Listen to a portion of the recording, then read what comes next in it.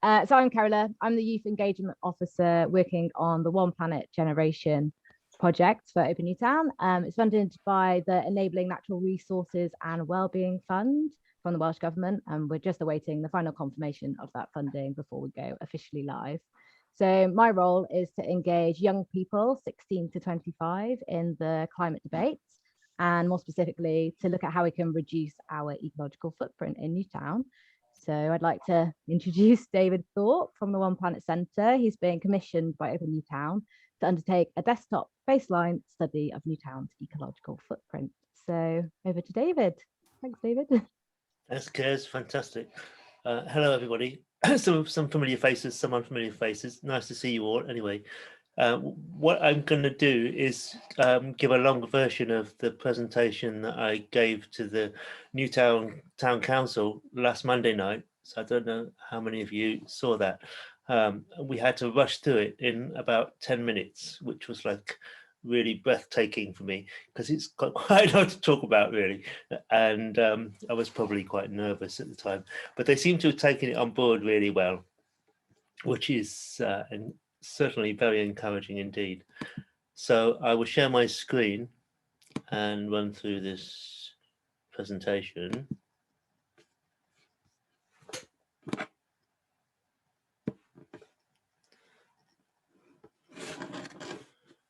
So what we were asked to do to start with is a desktop baseline ecological footprint of the area as a kind of precursor to getting real data from real people, which we hope to be the next stage of this project, which is a 2.5-year project.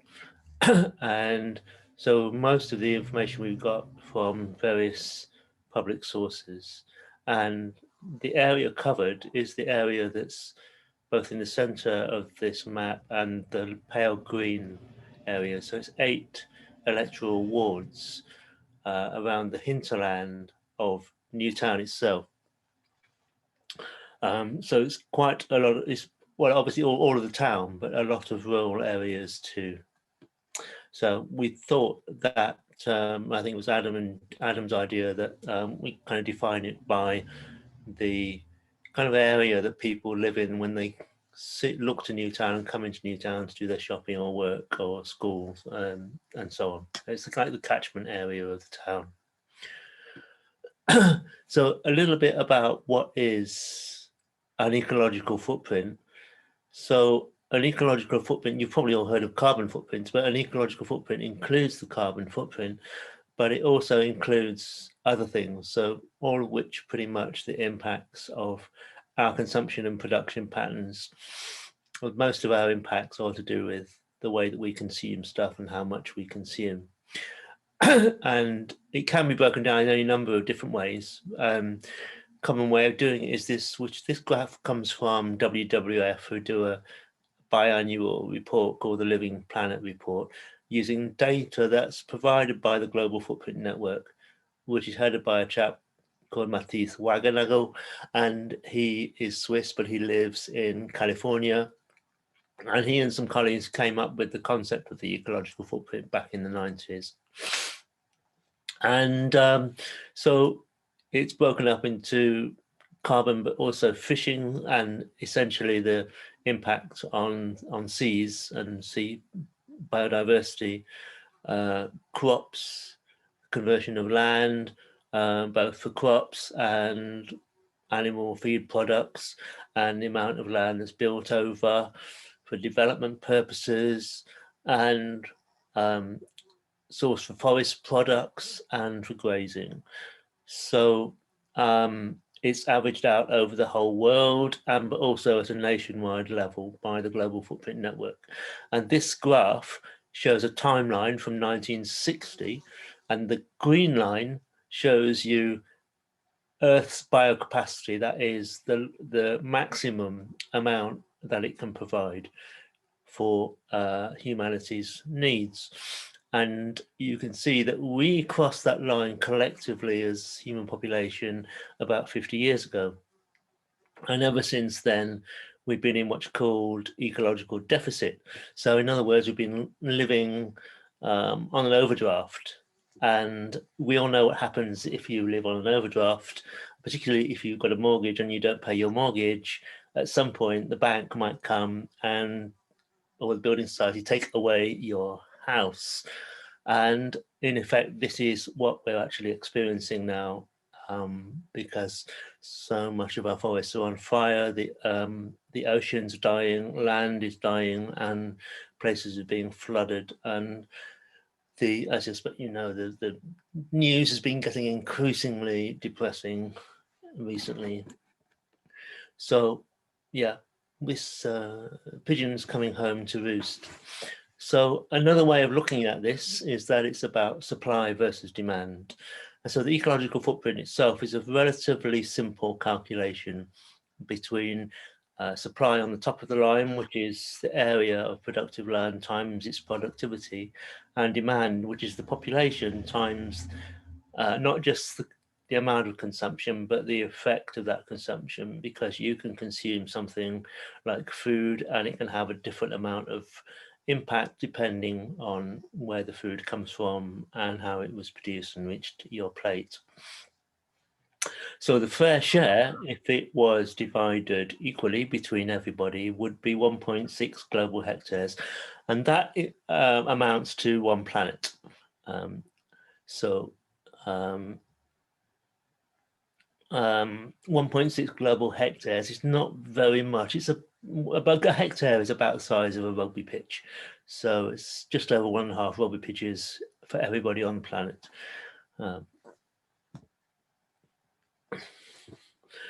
And so this is the result of our desktop study. So instead of 1.6, it's actually 3.63 global hectares per person. And bearing in mind that some of this data is from, well, the next slide shows you where it comes from Welsh Government statistics, Powys County Council statistics, particularly to do with waste, from Natural Resources Wales, from the 10-year-old census results, and although there was a recent census, that data won't be available for another year. Consumer Data Research, DEFRA, and Campaign for the Preservation of Rural Wales. But also some of it has come from a kind of averaging out or averaging down proportionally. The data from this, which comes from a 2015 study that's commissioned by the Welsh Government, because the ecological footprint of Wales is an indicator of the Wellbeing of Future Generations Act. And so they have to get it calculated every now and then. And so this map was in the last report. And the darker the color, the higher the footprint. And it might seem a little bit odd, but especially if you look at Neathport Talbot and you think, why is that such a pale color? That's where all the steel production is and so on, heavy industry. But this is a footprint of consumption, not production. So it's about the effects of what we buy. And we'll come to why we think it's so high in this part of the world in a little while. So back to this. This is the way we figure it breaks down, with food forming the large part of the share, and housing, which is essentially energy, it's electricity and it's heating. And then you've got private sector, you've got transport impacts, and you've got the stuff we buy, and other is the effects of things like government borrowing and infrastructure and so on, shared out per capita.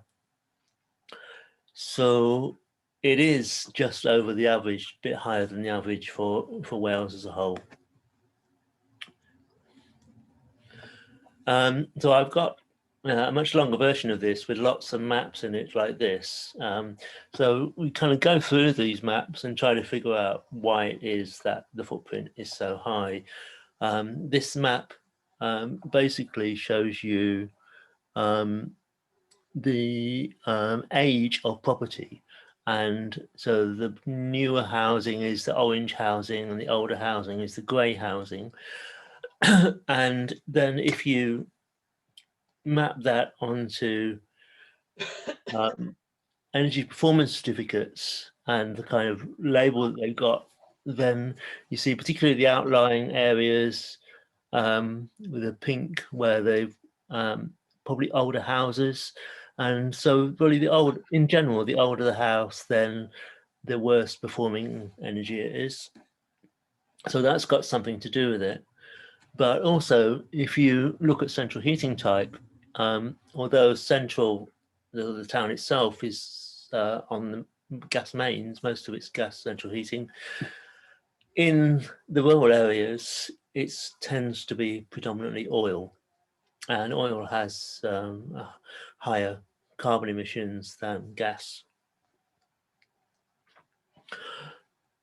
And this shows you how people get to work. And so most people jump in their car and go to work. And that obviously has a higher impact than using public transport, because the public transport service is very poor and most people don't walk or cycle to work. And on the kind of biocapacity side, we can imagine that firstly, most of the farming is sheep and cattle and livestock, and that has a higher footprint than arable farming, for example, because partly it's a reduction of biodiversity in the land and also the methane emissions. And then you've got an outbreak of what looks like measles on this map, but it's actually intensive poultry and pig farms, which is causing phosphate and nitrate runoff into the rivers, pollution, particularly in the River Severn. So on the supply side of the equation, we're not doing as well as we could do. So how do we get to this 1.6 global hectares per person? Should be this, I feel, the subject of a conversation with everybody. So first of all, it's about awareness raising that we're in this position, lots of publicity, and getting people to come up with ideas and set a goal that over a certain period of time, I mean, it could be 2030, 2040, 2050 as we choose, that we try to get down to One Planet Newtown. And to do this, we have to actually do real world data collection of some sort. And in order to check that we're on the right path and have a campaign with ideas, and not just a campaign, but initiatives, for instance, that allow people to make different kinds of choices than they are doing at the moment, for instance, over transport and over where they get their food from and the kind of food that it is.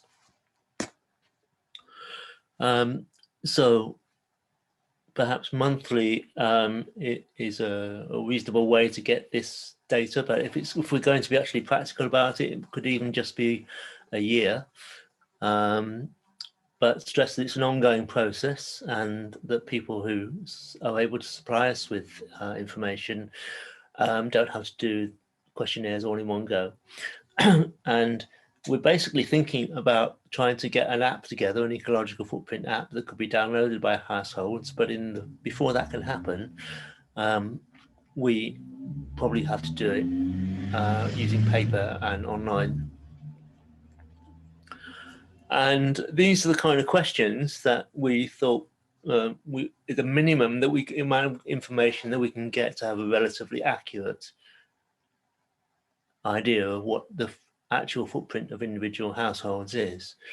So to do with how many people there are in a house in the floor area, and then how much energy they use, and then what kinds of food they have, where they get it from, and how they get about, and how much they spend on diesel and petrol, and how much they spend on other things, and then how much waste do they generate, and how much of that is recycled and composted. And we'll be able to tell if there's any kind of progress over time, because overall, at least for the richer households, the overall amount should go down, the amount of spend, because there's a direct correlation between how much people spend and the size of their footprint. And this was one thing that came out of that report commissioned by the Welsh Government, which had some recommendations in it. And amongst them was, it's really how much people spend that matters.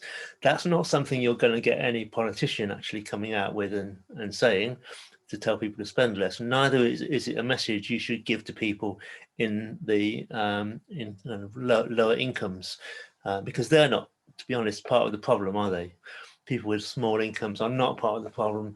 The people who are part of the problem are the people who spend money on luxury and unnecessary goods. That's the blunt truth of it, really. So who do we get this data from? I mean, in a statistical sense, in an ideal world, it will be up to 20% of different sectors in order to extrapolate upwards relatively reliably, because the population levels are so low. But it'd be nice to get a representative sample of the population and be as inclusive as possible. And Carol has had some training on reaching out to hard to reach groups, and it'd be good to get people from all different sectors, especially farming and retail, manufacturing, as well as sort of lower income social classes.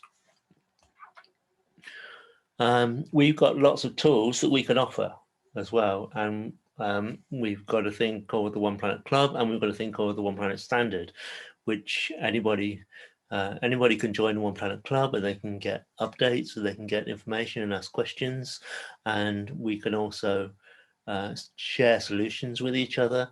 And the One Planet Standard we're launching this summer, which is for organizations, particularly larger ones, to help them to change the way they work and do business so that they can get to One Planet as well.